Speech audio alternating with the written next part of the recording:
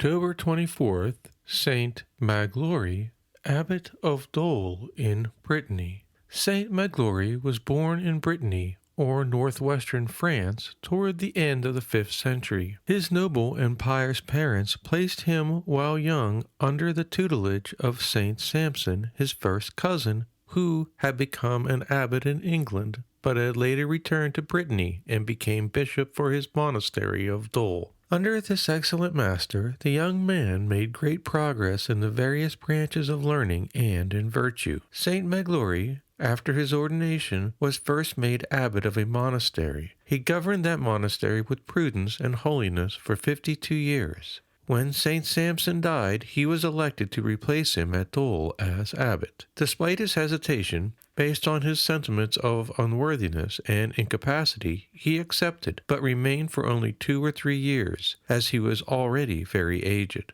Then, with the consent of his people, he retired to a desert where he built a cell. But soon his solitude was interrupted by souls who came seeking his prayers for their cure or deliverance from evil spirits.